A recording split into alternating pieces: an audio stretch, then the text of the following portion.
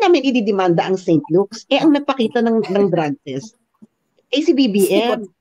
Correct. So, ibig sabihin, bakit ibig sabihin, kasabwat, kinasabwat niya, hindi naman magre-release ng St. Luke's ng 2 minutes yung drug test kung hindi ka nakipagsabwatan.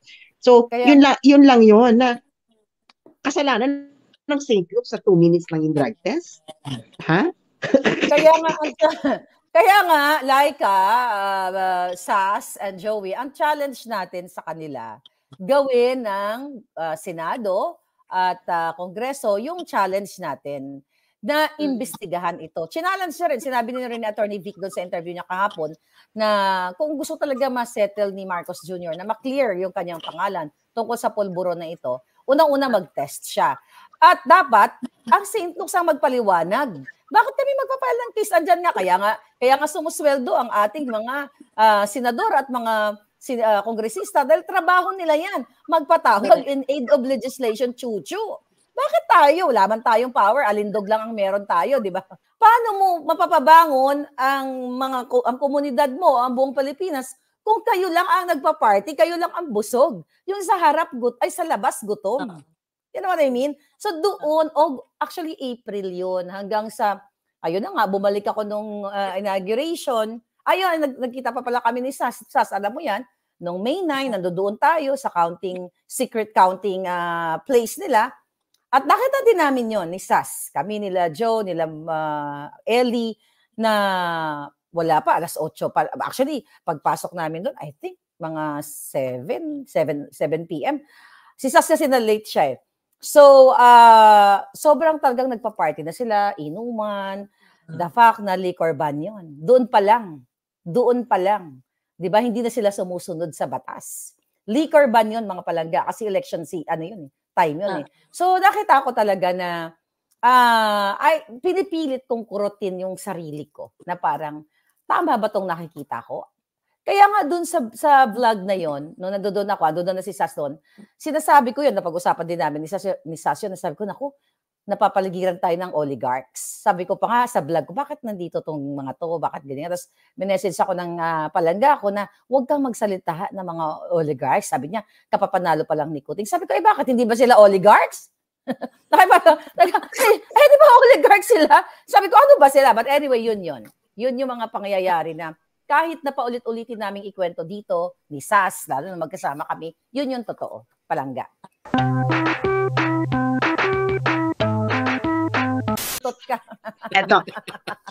Ito ha. Okay. Alam nyo, teka muna. Thank you so much. Sige, ikaw muna, palangga. Ikaw muna, baby girl. Hindi, mag-thank you ka muna, girl. Go. Maraming salamat. Joey, Sas, Laika, thank you so much. Alam nyo, hindi ko pa natapos yung panoorin, yung naganap kanina.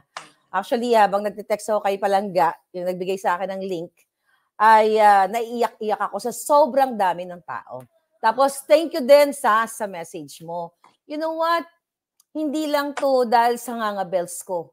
Kung kayo ay hindi gumising at nakita at hindi nagbulag-bulagan, wala rin naman maging epekto yung ngangabels ng Mother Dragon. Kaya naman, ayoko magpakaseryoso kasi sa vlog ko, lagi ako galit eh. Gusto ko tumawa dito kay Joey. Kasi aliw dito. Di ba? So, thank you for being here. Tayo. Yes. Very light lang tayo. Correct. Alam mo, eto kailangan nating interviewin si Maharlika, no? Mga makakengko yan, no? Okay. Kasi ito si Maharlika. Alam mo ito alam mo nakakaloka nito. Sabi na naaloka na kami ni Maharlika. Diyos ko na yung Maharlika, hindi natin alam. Tayo pala magsasama ngayon. Kasi hindi talaga kami nag-usap niyan ever noong panahon ng Duterte. Parang, alam mo, parang, we're just aware of each other. Hindi kami nag-usap, hindi kami nag-away. Wala lang. Parang ganyan. Kaya nga, wala kami away. Nakakaloka. Parang, can you imagine? Yes. Alam na, my God, tayo rin. Parang tinadhana tayo ng tinadhana tayo ng kaimihan. Kasi nga, itong kami dalawa ni Maharlika, nung nasa Pilipinas yan, nagchichikahan na kami yan. Kasi nga nagkakapaan din kami yan na parang, sabi ko, Diyos, pwede ko ba ito pagsabihan si Maharlika? Halos ibenta niya na ang buhay niya mga Marcos sa ano baka mamaya ano. Tapos siya naman, ang ano niya, ako baka ano tinitaning Pinoy, parang ganyan na ganyan yung ano. Totoo, pero totoo yun. Sabi ko na ayoko magtiwala dito, baka kampun to ni Taning Pinoy. Oo. Ganunan kami niyan.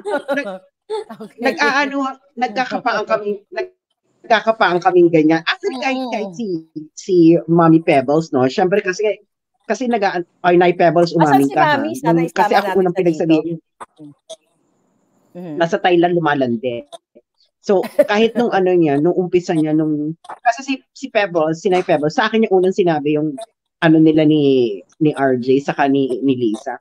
Sabi niya, sabihin ko ba ito kay Maharlika, baka, alam mo yun, parang, kasi alam mo yun, may ganon. Kasi syempre nagkakapaan pa kayo noong mga panahon na yun, no? Totoo yun, totoo. Tapos ngayon, itong mga BBM supporters na to, akala mo ang feeling nila na parang, wala kayo nung panahong walang pumapansin kay BBM. Ito si Maharlika, siya yung parang pananggan ng lahat sa bala nung panahon na yon. And kaya wala kang karapatang magsalita ngayon dahil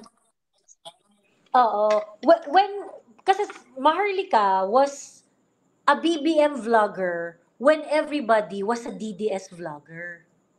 Diba? No, ito correct kita dyan, Joey. Actually, hindi ako BBM vlogger. I started supporting talaga kasi 2015 nga ako nag-vlog. Talagang although supporter na ako ng Marcos, hindi pa naman tumatakbo si Kuting noon noong 2015. Si Pangulong Duterte talaga. Supportado din ako ni supportado ko ang Pangulong Duterte. So hindi ako, ayoko ma-recognize na BBM BBM vlogger ako. Kasi once sa BBM vlogger ka, bayad ang pagkatao mo. Yun lang naman yun. Kasi hindi ko alam. Kasi ako, independent ako Marcos loyalist. Nambubol dyan. Marcos loyalist. Yes, actually, yun yung minimin ko, Mother, doon. Okay, good. Yun yung minimin ko doon, na parang known ka as a Marcos loyalist nung time na everyone's DDS, everyone's a DDS vlogger, everyone was di ba? So parang hindi siya, medyo, kumbaga, sa vlogging world, against the grain ka rin nun kasi ang nun DDS vlogger sila talaga yung parang ito yung matatapang kasi grabe yung mga binabangga nilang mga issue. Hindi. Si Maharlika noon, she was already she was already known known na talaga si Maharlika noon. Sa Balikbayan Box, yung So matagal na yan si Maharlika. Nauna pa yan si Maharlika. Antay-dilaw talaga siya niyan. Antay-dilaw ako. Actually, kasama ako sa mga nag-organize ng rally dito para kay Pangulong Duterte. I met so many Davaoenos dito sa Los Angeles. So, sabay yun. Duterte Marcos talaga ako. Nung kasagsagan ng 2015 hanggang sa tumakbo ng si Kuting at si Pangulong Duterte. Kung babalikan nyo, kahit tignan nyo yung timeline ko sa aking Facebook, hindi ako nagbubura ng mga karanasan ko kay Kuting para makita yung timeline ko. Supportado ko na talaga ang Pangulong Duterte, although nag-criticize din ako. So yun. Which is something that you consistently done naman, di ba, Mother? Basta pag talagang tingin mo mali, which kas kang pake. Diba? Wala. Kasi wala namang bayad ang ngangabels ko di ba? So walang magkocontrol sa ngangabels ko kahit jutang Genemes ko sila. Di ba? Diba? Yun. Sila, ba't yung nagsasalita? Natulog na yata. Yeah. No, na-remember ko talaga na during nung nauna si Mother, tapos nung sumikat yung mga DDS vloggers, nagsusupport din si Maharlika sa mga DDS, pero talagang identified siya as loyalist. Yes, that's true. And then, agree din ako, may mga time na bumaba na din siya. Talaga? Marcos loyalist. Marcos loyalist. Pero noon si Mother Dina, Marcos loyalist nga din. Ayun. Kaya, ngayon, Hindi, kaya ang ito, si Maharlika ang kasi yung mga BBM vloggers kasi ngayon, this is a new breed ng Marcos supporter, pero BBM Marcos Araneta Romualdez, Romualdez. Oo. Kasi ang totoong Marcos Loy, ang totoong Marcos loyalist, Marcos lang yan talaga. Yes. Klaro ko yun ha. Hanggang ngayon may mga kilala pa akong loyalist na pikon na din. Pero loyalist pa din sila dun sa tatay. Pero ngayon, ayaw na nila kay BBM. Katulad nung kwento ko nung kamakailan, yung matandang nasa tindahan, na galit. Pinapanood si Maharlika. Bumili ako ng dog food sa pet shop na malapit sa amin. Pinapanood si Maharlika. Pagdaan ko sa tindahan, bumili ako ng sigarilyo. Pinapanood si Maharlika. Akala ko, alas 7 ng gabi, akala ko balita. Ano ba yan? Sabi ko, balita naman si Maharlika. And then yung matanda, galit na galit siya. Sabi niya ganun, talagang dapat ano na yan. Meron pa siyang magsika na tayo. May ganun pa nalalaman. Yung lugar na yun nga, nung eleksyon, kilalang area ng maka-BBM, pero yung matanda galit na galit. And then sinabi niya, loyalista ako pero hindi ako agree sa ginagawa ng anak. So, ko rin, marami pa rin loyalista na okay naman mag-isip. Yung mga newbie ng mga loyalistang to, yung mga makabago. Hindi, Miss Laika. Yung mga toxic. Hindi, Miss Laika. Kasi pag totoo, Marcos, imposible hindi mo pina-follow si Maharlika. Kasi si Maharlika talaga, yung pinakamalaking Marcos loyalist blog. Marcos. For a very, very, very long time. Alam mo yon, kasi siya talaga yung nag-live, kasi ito si BL naman kasi hindi naman niya nag-live. Before, lang talaga siya, meron lang siyang page na yung mga memorabilia ng mga Marcoses, ganyan. So, pero si Maharlika talaga yung nagla-live na vocal. So talagang, there is no Marcos loyalist na hindi nagpa-follow kay Maharlika. That is the truth, and baby truth, and mother dragon truth. So, kaya nga itong mga BBM vloggers, ang nawala nila, ang pag inaaway, hindi nila maaano si Maharlika na, hindi naman niya Marcos loyalist. Kasi yung mga Marcos loyalist, kilala si Maharlika. It's hindi, alam mo yun, na parang, kaya makikinig sila kay Maharlika. Alam mo yun, hindi sila hindi sila mag-aano sa mga bagong BBM vloggers na, dyan tayo sa mga BBM vloggers na yan, kasi yan talagang totoong Marcos loyalist. Kasi, paano pa ikaw naging totoong Marcos loyalist? Unang-una, wala ka naman yung mga panahon na yun, na kailangan ng mga Marcos na magtatanggol sila noon. Tapos, yung mga totoong Marcos loyalist na nakulong talaga noong 1987, ganyan, inaapoy nyo na rin. So parang, diba? Yan mga chismisan sa kanto ng mga Marcos loyalist. Correct. Ako, nandoon pa rin yung respeto ko sa matandang Marcos, dun sa mga magandang nagawa. Okay? Hindi yun magbabago. Kasi, the reason why na naging supporter ako ng Marcos. Pero hindi porket supporter ka ng ama, nakita mo ng bangag ang anak, bulag-bulagan ka pa rin, di ba? So, at supporter ako ng taong bayan. Kaya nga, during panahon ni Noynoy, Balikbayan Back, Santa Nimbala, ang ingay ko din noon, panahon ni Pangulong Duterte, hindi masyado Mayroon man akong kritisismo kay Pangulong Duterte, pero hindi katulad nitong bangag na to. So, kasi ano ba yung layunin natin? I believe, Laika, baby girl, Sas, and Joey, the reason why nagsama tayo sa screen na ito ngayon, dahil pareho tayo ng layunin. Para sa tao, para sa katotohanan, para sa pagbangon, na minsan tayong apat ay umasa doon, na ibangon ng Pilipinas. So, the reason why we're here, kasi hindi natupad yun. At lalo naging bulok o bangag itong ating bayan. So, matatalino naman kayo, nanonood ako sa inyo, nakikinig ako sa inyo. And there's no reason para hindi nyo maramdaman ang naramdaman ko. Unless na lang kung pulboronic ang hindi makaramdam, di ba? So, yun. Actually, MD, sabi ko nga, for the longest time, since nung matapos yung election, hindi ko talaga masakyan yung galit, yung parang, ako? magkasama kami ni Mami Laika sa TikTok po kasi talaga? Okay. Hindi namin masaktan yung galit kay FL. Sabi ko parang, bakit kaya galit na galit si Maharlika kay FL? Ganyan-ganyan. So, parang, bakit, pinangalanan niya ng Jahas, ganyan-ganyan. Nung mga bago-bago pa lang, ganyan-ganyan. Yeah. So, hindi namin masakit. Hindi talaga namin masakyan. Tapos parang, ang iniisip namin noon was, kasi hindi naman natin binoto si FL eh. So, paano ko masisisi si FL? Si BBM ang binoto ko. So, ako at the end of the day, ang sisisihin ko talaga dito ay itong si Bongbong, ganyan. Si Puting. And then, nagkaroon kayo ng live noon nila, ni Sas, ni Mother Pebbles, at saka ni BL, na kinuwento nyo yung mga personal experiences ninyo. Na, well, I do not know if you, perhaps baka nasabi nyo na po yun doon sa mga nauna yung live, pero hindi ko napanood. Noon ko lang napanood yung hugot na sobrang lalim. Na, merong isang part doon na sinabi mo yung yung nandun kayo sa HQ, overflowing yung food sa loob. Tapos paglabas, merong mga loyalista doon galing pa sa malalayong lugar. Nagmukhang timawa doon sa labas, walang makain. Yes. Ganon. And then sabi mo doon sa live na yun, wala silang balak dalhin sa kaginhawaan ng Pilipino.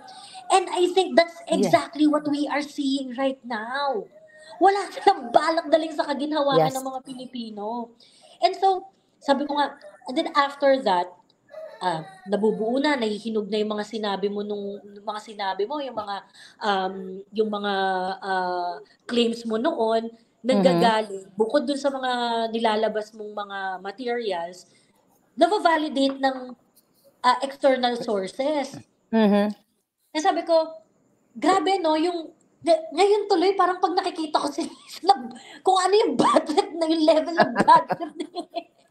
Isa-isa na rin ako sa kanya. Isa-isa ako sa kanya, pag nakikita ko siya, parang, alam mo, hindi lang inis ang mararamdaman ng taong bayan. Suklam, lalo na kung makita lahat ng taong bayan ng ebidensya ng pagkasangkot ni Lisa doon sa sinasabi kong, hindi ko sinabi, pinarinig kong video sa inyo, ng extraction o pangingidnap. Baka umiyak kayo araw-araw na bakit ganito ang babaeng ito? Bakit pinahayaan ni Kuting, ni Marcos Jr. ang kanyang asawa o pakikipagsabwatan nila para maging part sa ganitong high crime? Sabi ko, ayoko magpakaseryoso kasi hindi ko to vlog. Pero balikan ko, Joey, ang sinabi mo tungkol dun sa pagkain. Totoo yun, mga kababayan. Ulitin ko muli. Nung April, nung una ako nakapasok sa HQ, excited ako. Ang daming tao. Kaya po ako umuwi, yung jutang ginemis na Kuting na yan, nagpatuslok ako, nagpabakuna ako dahil sa kanya. Kasi, alam mo yan, Sas, di ba? Nagpa-vaccine ako kasi pandemic pa noon dahil gusto ko makauwi ng Pilipinas. So, sinacrifice ko yun kasi hindi naman sa anti-vax ako, ayoko lang, that's my personal thing. Okay? Dahil ako lang ang sa amin, yung nagpatuslok, ang mga chikiting, wala talaga, under healthy naman. But anyway, going back. So, umuwi ako ng April, pagpasok ko, bago ako pumasok, kita ko mga matatandang loyalista. Hindi talagang sobrang tuwang-tuwa ako. Tapos, yung kwento ko lang nakikita ko walang pagkain. Pero hindi ko pa alam na may pagkain sa loob. Hindi ko naman alam kung ano mangyayari doon sa loob Okay? So, marami nakakilala syempre sa akin. So, hindi ko naman pinagmamalaki yun. Pero ito yung nangyari. So, lagi naman ako ready. May mga couple of thousand pesos ako sa bulsa ko. So, nag-abot ako. Sabi ko, kasi tinanong ko sila, may pagkain ba kayo? Ganyan. Wala nga po, Miss Maharlika, So, nadudurog yung puso ko. Na parang sabi ko, bakit ganun? Parang wala man lang pumapansin dun sa mga loyalista. So, nagbigay ako ng konti, pambili ng ng hamburger, kasi alam ko may burger shop dun So, anyway, dun na, pagpasok ko, tinur ako ng bongga-bongga, tapos nakita ko, I think that was mga dinner na, ang dami overflowing talaga yung ang drinks, pagkain, talagang up to sawa. Nagkakaroon ako ng sa sarili ko, tama yung narinig mo na, bakit ang daming pagkain? Wala man lang isang tao, 2 tao na magbigay ng pagkain na yun, na mapapanis lang naman siguro yun kapag hindi nakain, at ibigay doon sa mga loyalista. Kasi if you are advocating para sa pagbangon muli, unang-una, alagaan mo yung nasasakupan mo o yung pamilya mo o komunidad mo. Paano mo mapapabangon ang komunidad mo, ang buong Pilipinas, kung kayo lang ang nagpa-party, kayo lang ang busog. Yung sa harap, sa labas, gutom. You know what I mean? So doon, actually April yun, hanggang sa, ayun na nga, bumalik ako nung inauguration. Ayun, nagkita pa pala kami ni Sas. Sas, alam mo yan, nung May 9, nandoon tayo sa secret counting place nila. At nakita din namin yon ni Sas. Kami nila Joe, nila Ellie, na wala pa, alas 8 pa. Actually, pagpasok namin doon, I think, mga 7 p.m. Si Sas kasi na late siya eh. So, sobrang talagang nagpa-party na sila, inuman, the fact na liquor ban yun. Doon pa lang. Di ba, hindi na sila sumusunod sa batas. Liquor ban yun, mga palangga, kasi election time yun eh. So, nakita ko talaga na pinipilit kong kurutin yung sarili ko na parang, tama ba itong nakikita ko?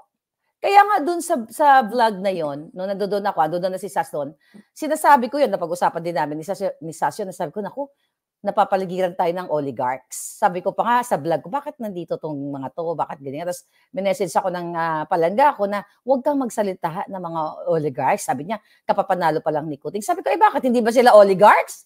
Di ba oligarchs sila? Sabi ko, ano ba sila? But anyway, yun yung mga pangyayari na kahit na paulit-ulitin naming ikwento dito ni Sas, lalo na magkasama kami, yun yung totoo, palangga. Actually, ako yun din yung turning point ko kasi talaga Miss Maharlika, dati no talaga hindi ko mag-guess kung saan nanggagaling yung galit mo kay FL nung time nung mga early days pa nung BBM admin. And then, syempre, ang maganda lang sa amin ni Mami Joey, ang lagi namin sinasabi, pero dapat sagutin yan sagutin ni BBM kasi magkakalaman niyan pag hindi sinagot, pag hindi sabi ni Maharlika. Uy, thank you. Eventually, ngayon, nagkalaban na. Nahinog na kasi hindi na-address. Hindi, alam nyo kaya hindi mag-gets ninyo. Actually, ko rin siya gets kung bakit tinawag na babae. Ang ahas si Kaya hindi natin mag-gets. Kaya di ba hindi pa kanya pinapangalanan eh. Sabi lang niya may babaeng ahas. Di pa. Na may mga taga-Malacanang pa na pumunta sa akin. Sabi ko na, bakit naman kasi kayo ang nagpangalan? Hindi naman pinapangalanan ni Marta kasi yung babaeng ahas. Bakit si Sandra nagpangalan? Sabi ko, tapos, ang tatanga Ma'am Jutang Genemis. Bakit kayo nag-claim? Kaya hindi natin mag-gets nun. Oh kasi ang ugot nun ni Maharlika, as I understand, is yung itong kay Glenn Chong. Ngayon, nung lumabas na si Glenn Chong, doon na nagkaroon ng revelation kung bakit talaga babaeng Jahazi. Kaya doon na nakita ng mga tao na in fairness, ito Diyos ko, itong si Glenn Chong talaga. Kaya ito ito kasi si Mahal kasi si Glenn Chong, makatinate talaga ito ng electoral reforms. Yes, noon pa. Si Glenn Chong, true. Noon pa talaga sila niyan. Ngayon, itong si Glenn Chong, yan talaga ang kanyang crusade. Yung electoral reform against Smartmatic, kahit hindi pa nung panahon ni BBM. Kahit nung, I think congressman pa lang ata siya na. Or after 2013 yata. Nakikita niya na yung kalakaran ng Smartmatic. Lahat talaga ng nakikita na niya ni Glenn Chong. Kaya hindi ko alam na may ganong issue kay Glenn Chong. Nung lumabas na lang si Glenn Chong, doon ko na nasabi, kaya pala babaeng ahas. Kasi syempre, kasi kung babaeng ahas, ibig sabihin, nag-traitor. Sabi ko, sino yung tin-traitor niya? Hindi naman kasi pa nagsasabi si Maharlika ganun. Parang, I think Maharlika waited for Glenn Chong to tell his own story before actually revealing na ito ang babae. Di ba sinabi niya, papangalanan ko na kung sino ang babae. Ikaw, Lisa Marcos. Kasi nung time na yung babaeng ahas, Think siguro, mga August talaga yung sumiklab ang babaeng ahas. Actually, kung sino-sino napagbintangan noon Pinagbintangan si Inday Sara, pinagbintangan si Gloria, si former President GMA. The reason why hindi ko pa siya pinapangalanan, kasi sabi ko, baka sakaling magbago pa ang isip niya, natuparin niya yung pinangako niya sa akin kay Glenn Chong na magkaroon ng electoral reform. Tama si Sas. Kasi pinaglaban ni Attorney Glenn Chong yung electoral reform. At sinasabi ni Lisa yan sa amin. Nag-uusap kami, tumatawag siya about that electoral reform, kung ano-anong mga pinag-usapan namin yan na talagang dapat manalo sa protesta si Marcos Jr. during that time. Tapos nung nanalo sila, yung kasama nilang nakipaglaban at nagbuwis ng buhay ng bodyguard, iiwanan mo, anong tawag ko sa kanya? Hindi ba dapat babaeng ahas? Then again, tama ka, Sas, nakakatawa yun. Imagine nyo mga palangga, mga kababayan, lang mga palangga ni Joey naming lahat. Na pinangalanan ko talaga yon, hoping ako na may nagbago pa. Kaso lang, ang mga julul, ang mga jutang Jenemes, etong si Sandro, nagpa-interview. Ang nanay ko, hindi naman yan alam, pa-islang-islang paggago, di ba? May ganun siya. Tapos nagpa-interview kay Tuning. Basta sila na yung nag-claim na indeed, ang babaeng ahas si Lisa. So sabi ko, dahil hamon-hamon pa ako ng mga dugyot, mga yung hindi pa nagigising. Sige nga ako, matapang ka. Pangalanan mo nga yung babaeng ahas. Sa loob napakadali lang gawin yan Hanggang sa dumating na nga, di ba, baby girl, yes, ang babaeng ahas ay si Lisa Araneta Marcos. Boom! Di ba? January 2023 ginawa yan ni Yes. Mr. Dragon. Lalo na yung yung merong video message, yung video ni Lisa Marcos, yung "Hey, I have nothing to do with ISAP." Remember, after nagsabi si Maharlika na, okay, papakalanan ko si babae. Okay, pakalanan na natin ang on point. Ito, balikan natin. Imagine nyo noon, hindi ko pa pinapangalanan kung sinong babaeng ahas. Pero defensive na sila. Right? Na kung tutusin, dapat isinahara na lang ni Sandro yung nga bells niya. 'Di ba? At ignore na lang nila. Pero kahit na-ignore nila ako, hindi rin talaga ako patitinag. So ngayon, defensive talaga sila. So kung noon nasaktan sila, okay, mga palangga, mga kababayan, kung noon nasaktan sila, wala pang pangalan na babaeng ahas, how much more yung impact ng ginagawa ninyo? Sas, Joey, Laika, at ng Maisog, at lahat ng nangyayari ngayon. Gaano sila kaapektado niyan? Obviously, alam nyo na yung sagot. Diba?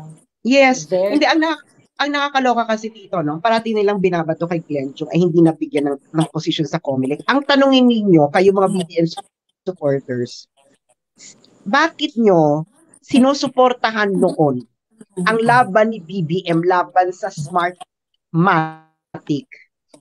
Sinasabi nyo na ang Smartmatic ganito, ganyan, etc. Bakit ngayon ay hindi nyo na kinakalaban ang Smartmatic? Ibig sabihin, kayo ang walang paninindigan. Malamang, kaya hindi na ipasok sa Smartmatic sa COMELEC si Glenn Chong. Dahil si Glenn Chong ay anti-Smartmatic. Hindi, isipin nyo nga mabuti yan. Isipin nyo mabuti. Sabi nga sa Batibot, isipin kung alin ang naiba. Magandang umaga! Actually, hindi ko pa sinasara kay Hindi ko pa sinasara kay Mother Dragon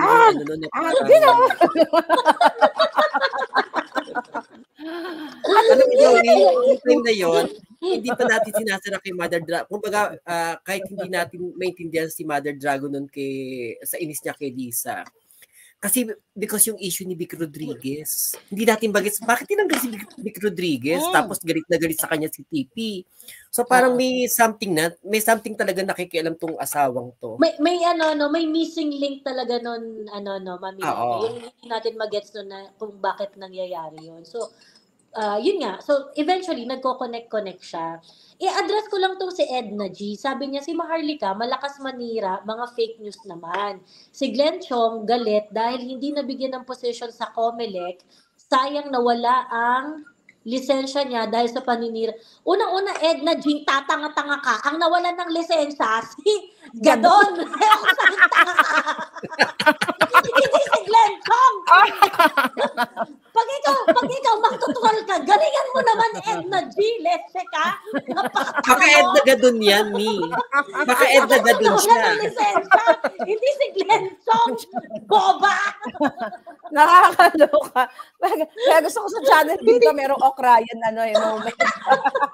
Meron. Galit na galit pa. Fake news. Hindi, ang nakakaloka kasi dito, no? Isa lang naman kasi ang tanong, okay? Ang tanong ng bayan sa inyong mga BBM. Si BBM ba ay bumaliktad sa kanyang mga binitawang salita nung siya'y tumatakbong vice president, nung siya'y senador, at siya'y tumatakbo ng presidente? Oo o hindi? Yes, I-review nyo lahat ng pinagsasabi noon. Lahat ng pinagsasabi niya noon. Ngayon, sabihin nyo sa amin, kung sino yung manloloko, kaming patuloy na nanindigan sa aming paninindigan noon, o si BBM. Napakasimple lang naman yan eh. I-review nyo lahat.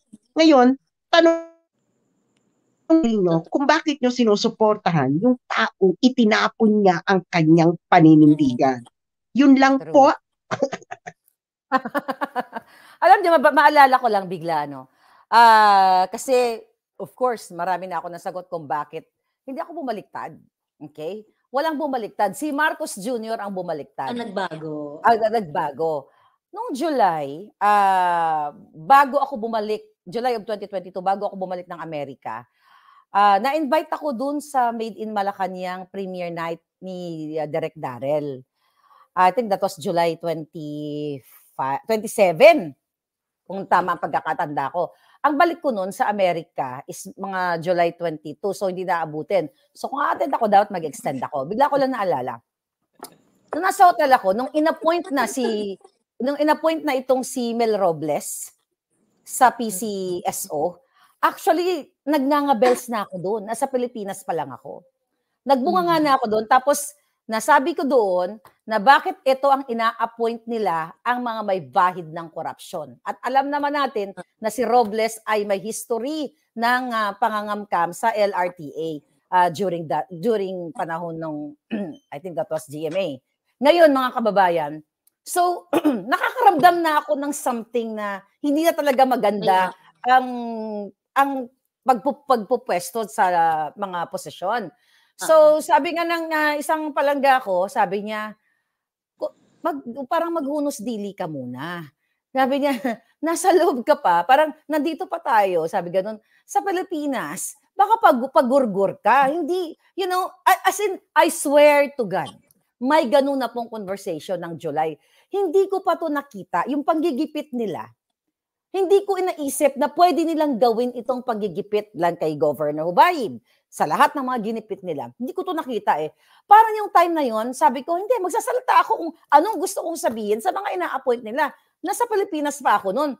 Kasi, panahon ni Noynoy, ang bunganga ko, masahol din. Ang ngangabels ko, da-da-da-da-da. Diba? Panahon ni Pangulong Duterte, da-da-da-da-da. Parang sabi ko, eto sinuportahan ko tong mga to. I don't think na ipapagurgur ako ng mga ito. Pero, meron na pong feeling talaga kami, ng people that are close to me, talagang naramdaman na namin yon. Naramdaman ko na actually yon. At lalo na yung mga taong nasa paligid ko.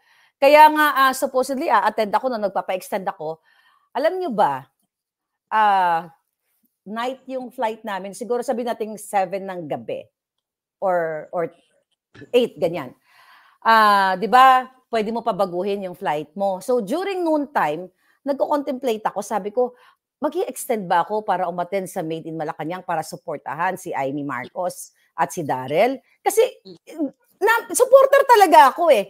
I am willing to pay para sa rebooking and I'm willing to pay extra, sa aking hotel. Kasi yung support ako sa kanila, unconditional. As in, wala talaga ako in extra. Gusto ko lang sumuporta. Pero yung mga taong mahal ko na sinasabi na, ang ngangabels mo, nagsasalita ka na against sa mga inuupo. Hindi mo alam kung anong mangyayari. So nagkaroon ako ng parang, oo nga, Kaya nung moment na yan, July 22, nung pabalik kami ng Amerika, nag-aaway-away pa kami na, hindi na muna ako babalik, dito muna ako. Kasi kapapanalo pala ni Kuting, attend ako sa Made in Malacanang, hanggang sa siguro, God's willing na rin, sabi ko na gano'n, ng moment na yun, nakaupo ako sa bed ng hotel namin, sabi ko, okay, let's go back. Balik tayo ng Amerika, forget about the Made in Malacanang, I will support dito sa Amerika. So yun. Isa pa yun, hindi ko pa nakwento yun sa mga nakaraang vlog ko. Ngayon dito kay Joey. So yun yung mga pangyayari na natatandaan ko. Grabe, mga pambubudol sa atin. Ay, nako, punyeta, kung may babalik ko lang. Ay, nako, grabe talaga. Anyway. Pero who would have known, Mother D? Kasi, iba yung yung senator na BBM, ibang-iba dito sa, may national position na siya before siya naging presidente. Na, di ba, sino nasa matinong pag-iisip na nung senador ka, iba yung mga punto de vista mo sa mga debate, na mga issues pa rin naman hanggang ngayon. Pero ngayon, ibang-iba yung sinasabi mo. Yung parang, ano yan? Sino to? Sino to kausap mo? Consistent si Bongbong. Consistent si Bongbong. Mula pagka-senador niya, tumakbo siyang vice president at tumakbo siyang presidente. Tapos nung umupo siyang presidente, halay, sino to? Oo, di na natin kilala. Siguro dahil con artist talaga sila at they planned for this, na budulin tayo, pinagtiyagaan nilang magpanggap na kunyari, talagang they are for the people. Nung senador siya, hanggang sa vice, yung mga pangako na yon. Pero siguro sa loob-loob, by the way, ang backbone nga ni Kuting ay si Lisa, di ba? So siguro yun yung trade sa kanya ni Lisa na umarte ka muna para pag nagpresidente na tayo, mangamkam tayo ng bongga-bongga. Kaya yun ang nakita natin na from senator to pagtakbo nga niya ng vice president at pagtakbo ng presidente, yung mga pangako niya, tapos bigla na lang nagbago. So kasi tapos na yung drama nila. Kasi nasa poder na sila. They have the power to get whatever they want. So yun yung nakikita ko. Pero kasi 'di ba MD, yung kung ganung umabot sa ganung punto yung pagpapanggap mo just so you can be back in power. Sobrang evil mo, 'di ba? Evil talaga. That's the right word. Actually, yan ang tawag ko kay Lisa. Evil talaga kasi napakadali lang magpakatao kung tao ka. Ang sabi nga ni Lisa, okay, during the campaign, ito mismong kinuwento to sa akin ng naka-witness at narinig mismo na sinabi ni Lisa na whatever happened, ito bago pa siya nakipag-meeting kay Smartmatic, we're okay na with the campaign money. You know what I mean? So, doon pa lang sa campaign money na binibigay ng mga negosyante, okay na sila eh. 'Di ba? Hindi na nila kailangan magnakaw eh. 'Di ba? Pero bakit pagkaupo, yun na nga lang, alam niyo na, loan better, maya-maya, kung ano-anong corruption, ano-anong mga corruption, pulboronic, smuggling, lahat na yan, na pinag-uusapan ko lagi, everyday sa akin vlog. So, kung ang tao ay para ka sa Pilipino, kung ang tao ay gusto mong pagandahin ang Pilipinas, katulad ni Marcos Jr., katulad nila na nakaupo, enough na pala yung campaign money. Kung ang heart nila para sa inyo, my God, sa 2 years na yan, nakita na natin kung ano yung mga magaganda niyang proyekto. Ano ba nakita niyo? Ang sabi, ituloy, build. Anong binild niya? Lahat ng mga sindikato, binild up niya. 'Di ba kasama nila? 'Di ba Alam mo nakakaloka yung mga BBM supporters dito sa sa comment section. Alam niyo, isa lang ang isa lang ang dapat yung gawin. Saan kayo nakakita ng 2-minute na drug test? Yes. Sige nga. Missed that. Alam mo, halata. We missed that during the election. Alam mo kayong mga BBM support, yung mga BBM supporters dyan, totoo, yung pinakita ni Maharlika na 2-minute drug test. Kasi yung pinakita niyang document is what was reported by media. Yun talaga yung pinakita ng company BBM. Ngayon, kumbinsihin ninyo ang inyong mga sarili na pwede kang magkaroon ng 2-minute result na drug test. Dahil, alam mo kami dito, ewan ko dito kay Miss Laika at Joey, ako, or kay Maharlika, kasi ako, nakapag drug test ako, kasi required yan sa scholarship ko. Hindi ka pwede makatanggap ng scholarship ng meron kang bahid ng drugay, Hindi po siya 2 minutes. Hindi po siya 2 minutes. Lalo na, kasi ako ang drug test ko talaga dugo Dugo at ihi. Alam mo yun, dugo at ihi. So talaga extensive siya. Dugo, pawis at alindog. So ngayon, kayong mga BBM supporters, i-convince ninyo ang mga sarili, i-convince ninyo ang inyong mga anak, kaibigan, kaklase, kainuman, katsuksakan, kaalintugan, na ang inyong minamahal ngayon ay hindi kayo niloko na nagpresenta siya na ang drug test niya ay within 2 minutes. Ngayon, pag nakumpinsin ninyo ang inyong mga sarili na pwede kang magkaroon ng drug test in 2 minutes, mag-try kayo, pumunta kayo ng ospital, magpa-drug test kayo at tingnan nyo kung gaano katagal ang drug test. So yun lamang po. Kasi yung pa lang napakasimpleng bagay nun 2 minutes na drug test. Sige nga, meron, saan yan? Pero Mami Joey, bakit hindi natin na yan noon? Na 2 minutes lang yung ginawang drug test ni BBM. Hindi nga natin hindi nga natin na-miss nga natin yun Na-miss kahit na mga dilawan, di ba? Na-miss ng lahat. Well, siguro kasi talagang ito nga, dahil nga ang pangyayari ngayon, nahubaran na si Kuting. Kaya siguro talagang ititadhana na mahalungkat natin ang mga naging mali noong time na yon. Kaya lalong nagpaigting sa inyong mga puso para lalong magising, di ba? Okay, pasagutin ko to, Joey. Yung finlash mo. Gusto mo?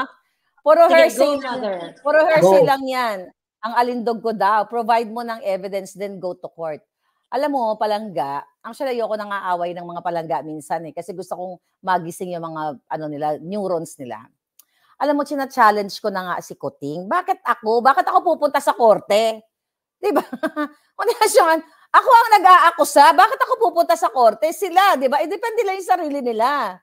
Kaya nga hinahamon ko yan, you file a case against me tungkol sa pulboronic na yan at tungkol sa extraction or kidnapping. Then I will face the Kuting and the ahas. So bakit ako mag sa korte? Dapat nga ang Kongreso at Senado, hindi ako. Hindi man ako taong gobyerno Kung kung alam ko na nanonood sila sa atin ngayon, may taga-panood sila, naririnig nila ang issue everyday about pulboro na yan o about drogay na yan.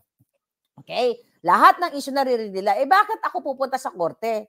Bakit hindi gawin ng Senado, ng gobyerno, ang pamahalaan, ang kanilang mandato, ang trabaho nila para sa Pilipino, para i-open yan kung ito ba ang inaakusa ni Maharlika ay totoo o hindi. Actually, na-confirm ni Pangulong Duterte kanina dyan sa may Subrali. Di ba na nakita niya na yung PDEA na yan? Tanggalin mo na yan si Palangga. Baka ano pa yan. Sorry.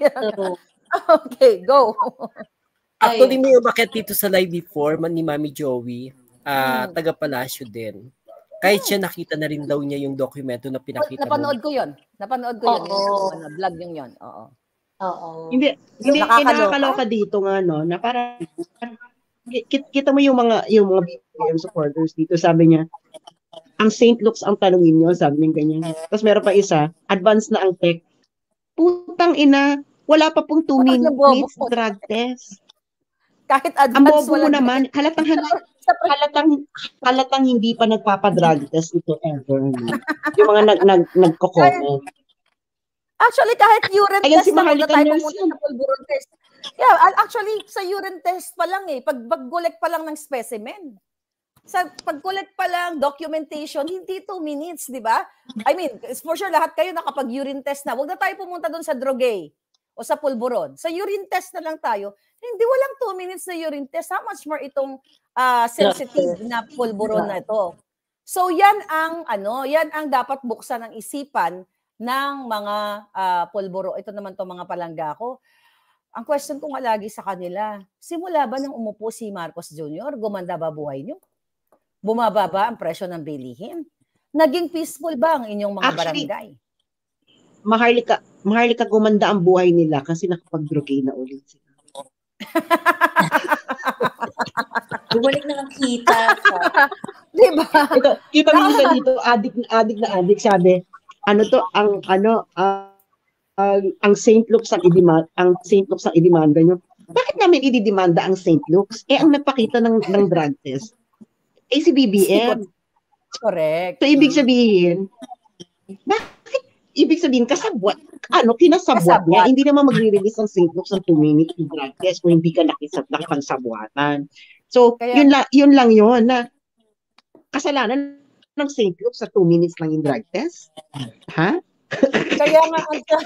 Kaya nga, Laika, Sas, and Joey, ang challenge natin sa kanila, gawin ng Senado at Kongreso yung challenge natin na imbestigahan ito. Challenge niya rin, sinabi niya rin ni Attorney Vic doon sa interview niya kahapon na kung gusto talaga ma-settle ni Marcos Jr. na ma-clear yung kanyang pangalan tungkol sa pulburo na ito, unang-una mag-test siya.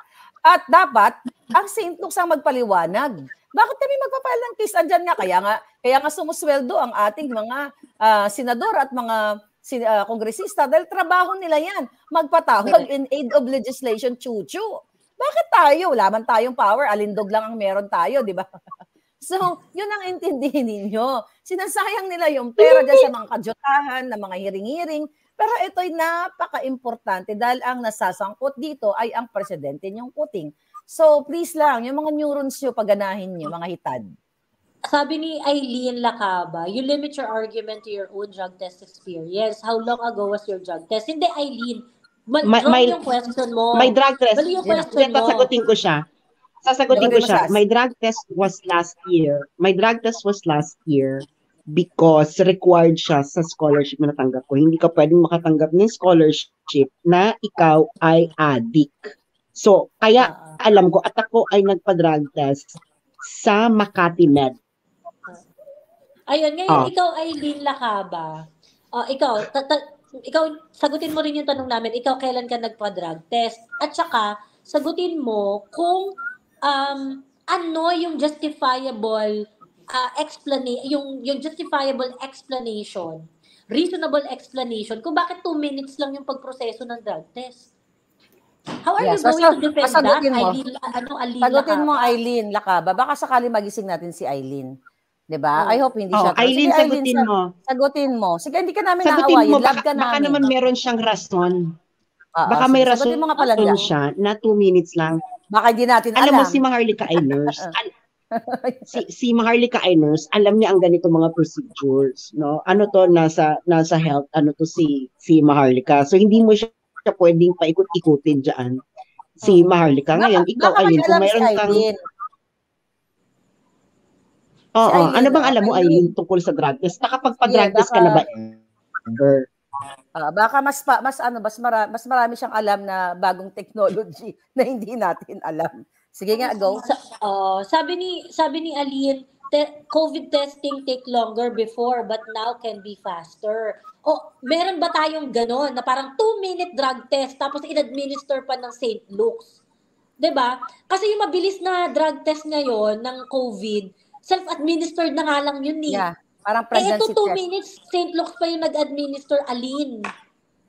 Hindi, Eileen, alam mo kung bakit ang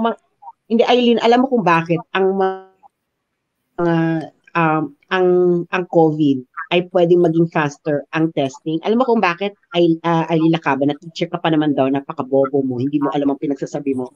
Dahil, correct me if I'm wrong, Mother Dragon, ikaw ang nasa health industry, because itong mga test nito ay tinitest ang presence ng bacteria. And bacteria is present through your nose.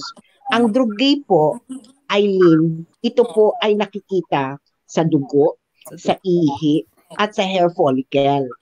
Wala pong 2 minutes na makakapag-test ng hair follicle, ng dugo at ihi within 2 minutes para makita ang chemical traces ng drugay because that is a more tedious process. Ngayon, i-convince mo kami nung 2021 ay merong drug test technology na pwedeng 2 minutes. Ngayon, kung wala kang makita, siguro naman ay dapat mong tanungin ng sarili mo kung binudol ka o hindi na 2 minutes lang yung drug test ng pinaglalaban mo ngayon. Yes. Palangga, I'll stay 5 minutes na lang kasi may lakad ang aming Bena Familia ngayon na.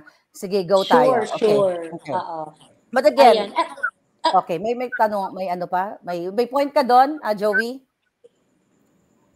Mother D, ikaw, yung 5 minutes sa'yo na. Ano mo gusto mo share sa mga manonood natin ngayong gabi? Mga manonood natin.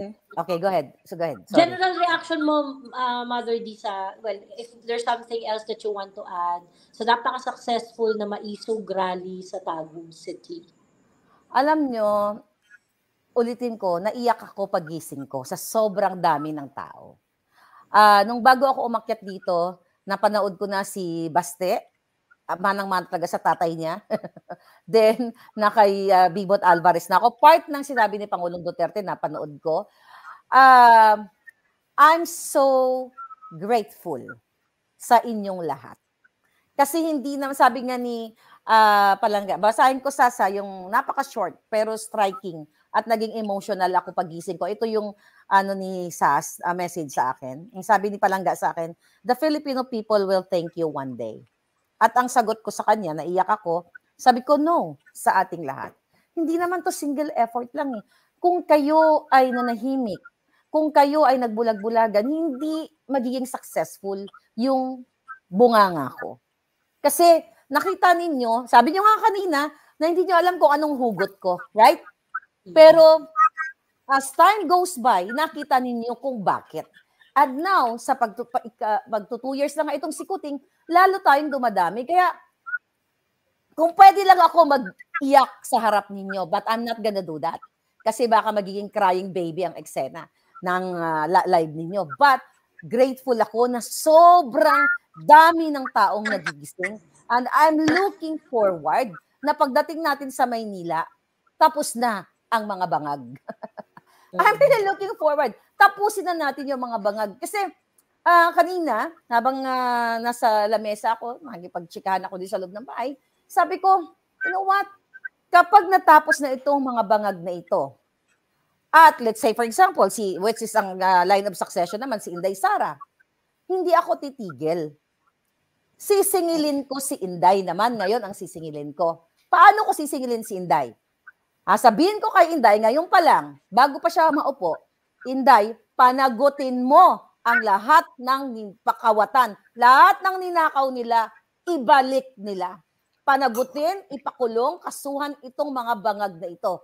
Kasi, sabi ko, wala akong hingin pabor sa sarili ko, hindi ko naman kailangan. Tsaka, hindi naman ako ma-appoint at hindi ako qualified at hindi ako mag-a-apply. Alam nyo naman lahat yan. Pero sabi ko, pag itong mga bangag ay matapos na, dapat hindi nagtatapos ang laban dito. Panagutin sila lahat. Dahil you know na 83% of our national budget ay disbursed na. You know that, di ba? Na i-vlog nyo na rin yata yan. So, gusto kong bawiin lahat yon. Gusto ko ibalik sa taong bayan.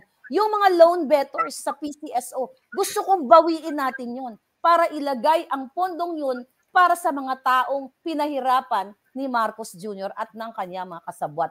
Wala akong ibang gusto, mga palangga, para sa sarili ko. Kasi sabi ko nga, I'm okay. Di ba? Hindi naman ako mayaman at di ako naghahangad ng mangamkam ng pera. Tama lang, maka-enjoy ako ng kape-kape, wala kang inaapakan tao, wala kang ninanakaw, I'll be fine. Kasi lahat tayo, darating ang panahon na lilipas tayo sa mundong ito. Pero, ang gusto ko, pag nanalo na tayo sa mga bangag at si Inday na ang presidente, dapat gawin ni Inday ang tama na panagutin itong mga to. Dahil kung hindi, never ending ang boljakan. Diba? Never ending. Sisili natin siya. You know, this is our laban para sa taong bayan. Hindi ako nandito dahil I am supporting Duterte. Yes, I am supporting right now kasi nasa tamang landas sila. But kapag si Inday ang naupo at pabaliwalain niya itong mga yurak o gumunga o nagkamkam ng pera ng bayan, so what's the point? Yung laban nating 4 dito ngayon. What's the point itong time na ito? So it's gonna be useless, never-ending process na pagpalit ng isa, ganun din ang gawin ng isa.